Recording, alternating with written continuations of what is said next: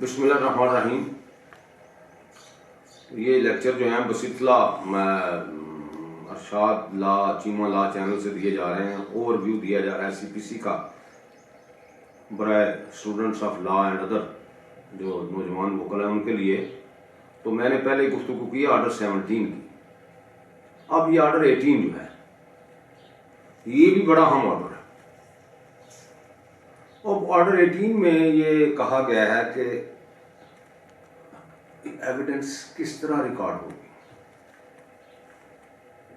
इसका फार्मूला क्या है, पहले कौन शहादत देगा, उसके बाद कौन देगा, फिर उसके बाद कौन देगा, इसमें ये सारे का सारा प्रोसीजर तरीकाकार और कौन एविडेंस लिखेगा और क्या डेमनर ऑफ दी विटनेस जो है ये देखा जाएगा, कोर्ट देखेगी या कोर्ट जो है वो अपने हाथ से अगर एविडेंस नहीं लिख रही या नहीं लिखना चाहती तो फिर वो कैसे डिक्टेट करवाएगी, क्या कोर्ट के अलावा कोई शख्स जो है वो एविडेंस लिख सकता है,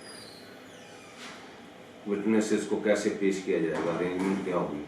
तो ये सारे का सारा इसमें मामला जो है वो बयान किया गया। तो सबसे पहले जो है देखना यह है कि who will begin the case, case को शुरू कौन करेगा। यानी मुद्दई भी मौजूद है, मुद्दाला भी मौजूद है, इशूज बन गए हैं। अब इशूज पे जिनका ओनस जिस पार्टी पे है उन्होंने उसकी एविडेंस देनी है, उसको साबित करना है। लेकिन प्रैक्टिस ये है, जो कानून ये है, बल्कि ऑर्डर 18 रूल 1 का तकाजा ये है कि जो शख्स प्लेंटिफ है, जो मुद्दई है, जिसने मामला शुरू किया हुआ है, who has initiated the proceedings of the case, who had first come to the court, जिसने को क्लेम किया हुआ है वो ही उसको बिगिन करेगा, अपनी एविडेंस पेश करेगा। लेकिन अगर दौरान इशू उस पर कोई इशू नहीं है, उसका क्लेम जो है वो डिफेंडेंट ने तस्लीम कर लिया हुआ है, एडमिट कर लिया हुआ है, और किसी मामले पे डिफेंडेंट जो है वो कोशिश कर रहा है कि मैं इसको लीगल पॉइंट पे या अदरवाइज मुद्दई के दावे को खारिज करवाऊं, या उसका को अपना मौकफ है, तो फिर राइट ऑफ बिगिन जो है ये डिफेंडेंट का होगा। लेकिन अगर कंट्रोवर्सी है दोनों पार्टी के दरमियान और प्लेंटिफ के क्लेम को एडमिट नहीं किया डिफेंडेंट ने, तो फिर डिफेंडेंट जो है वो शुरू करेगा अपनी एविडेंस को। यानी अगर उस पर जो इश्यूज होंगे उनको साबित करने की कोशिश करेगा। तो ये राइट ऑफ बिगिन इस तरह होता है। लेकिन अगर उसका मान लिया क्लेम को, लेकिन डिफेंडेंट अपने को लीगल मामलात में कोई गुफ्तगू या मजीद शहादत वो नहीं मान रहा, ऐसी कोई बात है या एडिशनल उसकी कोई ग्राउंड्स हैं, तो उनको साबित करना चाहता है और इशू जो है उनकी ओनस भी सारे का सारे इशू जो है वो डिफेंडेंट पे डाल दिए गए हैं और उस पर ओनस मौजूद है, तो फिर डिफेंडेंट जो है उसको बिगिन करेगा। अगर मुद्दई ये दावा करता है कि मैंने पैसे जो हैं, इतनी रकम जो है वो डिफेंडेंट से लेनी है, तो डिफेंडेंट आके जवाब दावा पेश करता है कि नहीं जी नहीं, मैंने तो रकम तो इसकी मैंने देनी थी, मैंने इसको रकम अदा कर दी हुई है। तो अब मुद्दई पे तो सिर्फ ये ओनस था कि वो साबित करता कि मैंने रकम लेनी है। अब वो तो मान लिया डिफेंडेंट ने, लेकिन डिफेंडेंट ने एक और ले लिया, एक डिफेंस, कि वो मैंने तो उसको पे कर दी हुई है। तो अब ओनस किस पे चला जाएगा? On the defendant that he shall prove this fact that whether he had paid the amount which was claimed by the plaintiff. तो अब प्लेंटिफ को तो कुछ साबित करने की जरूरत नहीं है, ये किसने साबित करना है? ये इशू अब उस पर आ जाएगा डिफेंडेंट के कि weather he had paid return the amount which he had received from the plaintiff। तो अब उसको वही इशू रह जाएगा जिसको सिर्फ डिफेंडेंट ने साबित करना है। तो अगर वो डिफेंडेंट साबित करने में कामयाब हो जाएगा तो फिर प्लेंटिफ का दावा जो है वो खारिज हो जाएगा। लेकिन अगर वो साबित करने में नाकाम रहेगा तो प्लेंटिफ को तो कोई एविडेंस देने की जरूरत नहीं, उसका तो क्लेम माना हुआ है। लेकिन सिर्फ एक बात है, यानी इस तरह ये इसकी मिसाल ये भी है कि बाद ये जहेज के दावे होते हैं फैमिली कोर्ट में। तो मुद्दाला ये कहता है कि मैंने जहेज तो दिया था इसके वालदैन ने, दुरुस्त है, लेकिन ये वापस ले गई हुई है। तो अब मुदैया तो को जरूरत नहीं है साबित करने की ये बात कि जहेज मुझे वालदैन ने दिया था और ये डिफेंडेंट जो है वो अपने घर में ले गया था और वो मेरी मलकियत है, ये तो माना गया। अब ये बात उसने मान ली कि जहेज आया था लेकिन वो कहता है वापस हो गया, तो अब उनस किस पे आएगा? डिफेंडेंट पे, हस्बैंड पे। उसको साबित करना पड़ेगा कि मैंने ये जहेज वापस कर दिया हुआ है। इस तरह की कई मिसालें हैं। तो बाद बात डिफेंडेंट को बिगेन करना पड़ता है ऐसी सूरत हाल में, लेकिन आमतौर पर it is the duty of the plaintiff to prove his case by adducing evidence. और जब ऐसी सूरत हाल आएगी तो प्लेंटिफ जो है वो शहादत देगा और अपना केस शुरू करेगा। तो ये एक तरीका का। उसके बाद डिफेंडेंट की बारी आएगी, डिफेंडेंट अपने हक में एविडेंस देगा। तो इसका मैं एक आपको 3 स्टेजेस बताना चाहता हूँ। पहली स्टेज होती है, अगर प्लेंटिफ ने एविडेंस देनी है अपने मौकफ के फेवर में, तो उस एविडेंस को कहते हैं अफर्मेटिव एविडेंस। अफर्मेटिव एविडेंस से मुराद है तइदी एविडेंस, यानी वो अपने मौकफ की, अपने क्लेम की तइद में एविडेंस पेश करेगा। अगर ये इशूज उस पर हैं कि वो साबित करे, तो प्लेंटिफ जो है वो या तो सारे इश्यूज पे पहले दिन ही एविडेंस दे देगा, या अगर नहीं कुछ इशू छोड़ देता है कि वो मैं रिबटल में साबित करूंगा इनको, डिफेंडेंट की एविडेंस आ ले, तो फिर क्या होगा? ये अफर्मेटिव एविडेंस देने के बाद डिफेंडेंट की एविडेंस आ जाएगी और अब डिफेंडेंट जो है उसको सिर्फ एक ही मौका मिलेगा for the production of evidence. Several issues हैं, काफी इशूज मौजूद हैं, तो वो जितने इशूज उस पर जिनका ओनस उस पर है उनको भी साबित करेगा, और जो प्लेंटिफ ने अपनी अफर्मेटिव एविडेंस दिया है उसको भी रिबट करेगा। तो ये एक तरीका उसको इख्तियार करना पड़ेगा।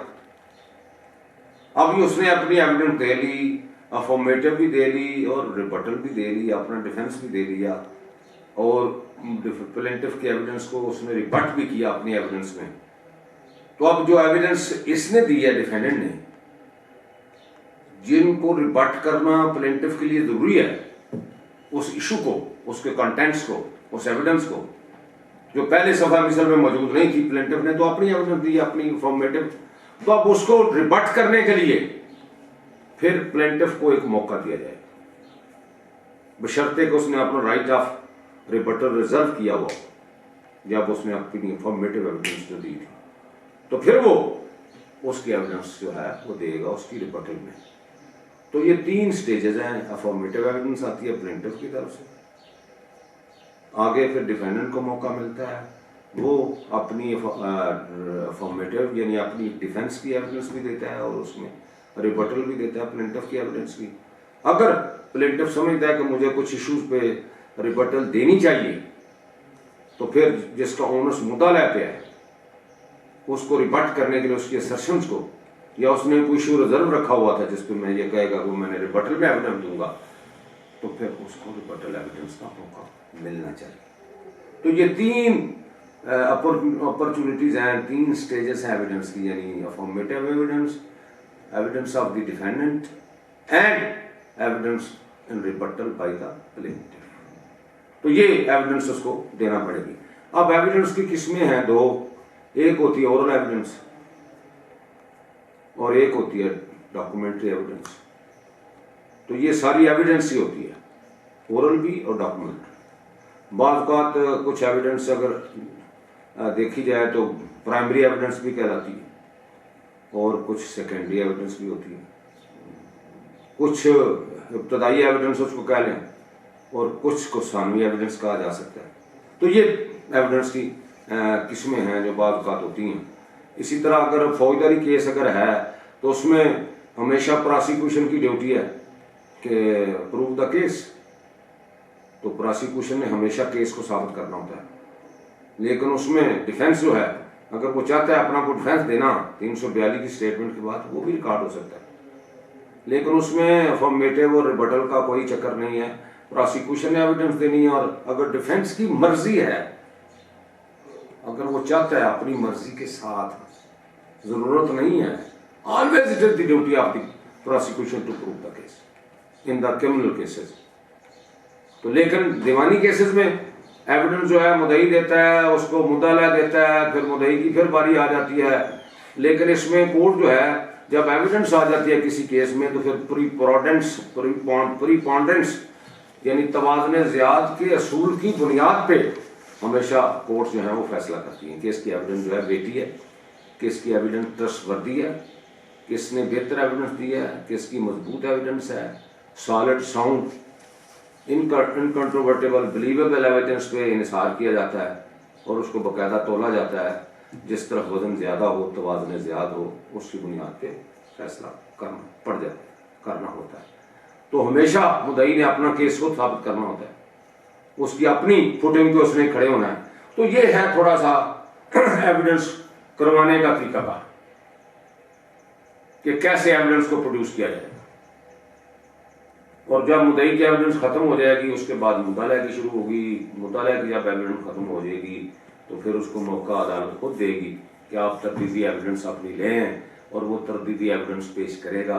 उसके बाद अगला मरला क्या होगा, यानी एविडेंस अब किसने लिखनी है, एविडेंस प्रिजाइडिंग ऑफिसर साहब ने खुद लिखनी है अपने कलम से, और जो अदालती ज़ुबान है उसमें लिखी जाएगी। बाज़ बात उर्दू में लिखते हैं और इंग्लिश भी अदालती ज़ुबान है, तो दोनों में लिखी जा सकती है।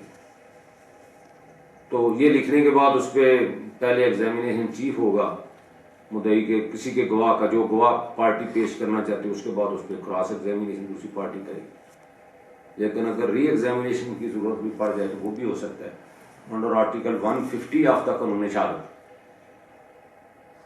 तो ये मामला जो हैं वो अदालत तय करेगी और उसके मुताबिक एविडेंस लिखने के बाद अब एविडेंस जो है उसका बाकायदा तहरीरी शक्ल में आएगी। अगर अपीलेबल केस है यानी जिसमें अपील दायर हो सकती है तो उसमें पूरी एविडेंस लिखना पड़ेगी और एविडेंस हमेशा ऑन ओथ लिखी जाएगी, यानी गवाह का बयान ऑन ओथ लिखा जाएगा।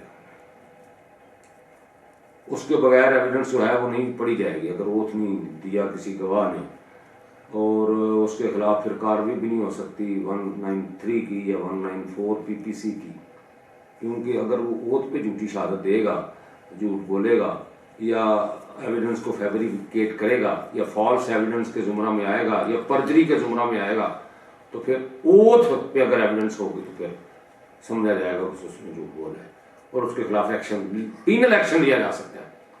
तो ये बात याद रखने वाली है। अब ओथ कहाँ पे प्रेस्क्राइब है, ओथ एक्ट 1873 की दफा 8 से लेकर दफा 11 तक ये ओथ के मुतल्लिक़ है और ओथ प्रेस्क्राइब किया गया है कि कैसे ओथ होता है। पहले होता था सालम अफर्मेशन, बाइकरार साले, ये कहना पड़ता था। बाइकरार साले से क्या मुराद था कि जो बोलूंगा सच बोलूंगा, ईमान से सच बोलूंगा, बस ये था बाइकरार साले।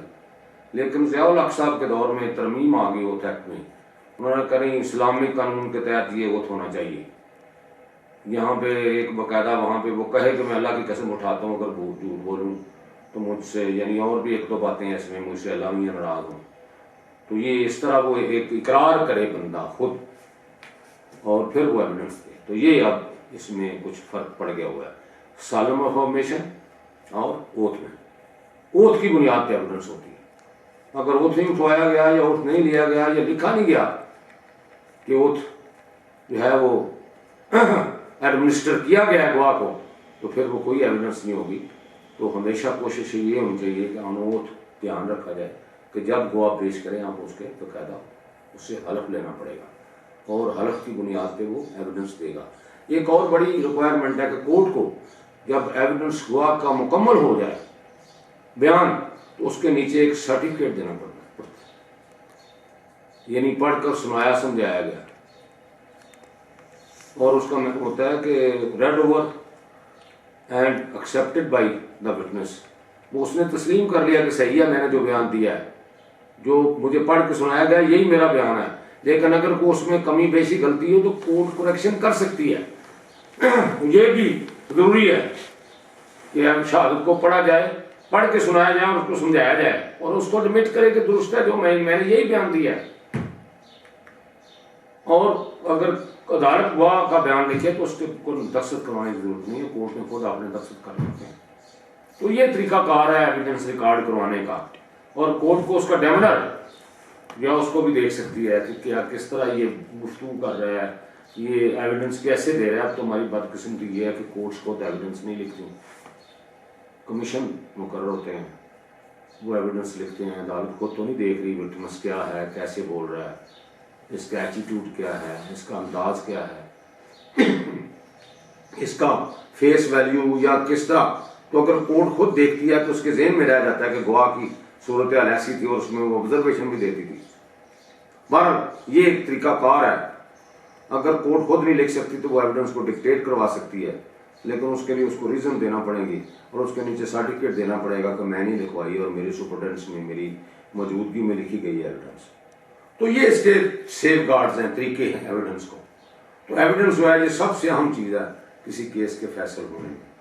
लेकिन अगर ये अच्छे तरीके से ना लिखी जाए या इसका लवाजमात पूरे ना किए गए जाएँ तो फिर इसकी बुनियाद पर बेहतर फैसला नहीं हो सकता। तो मैं यही गुजारिश करूँगा कि ऑर्डर 18 की जो प्रोविजन है उनको हमेशा मद्देनजर रखते हुए शहादत जो है वो कलमबंद की जाए और उसकी बुनियाद पर दुरुस्त फैसले किए जाए। Thank you very much.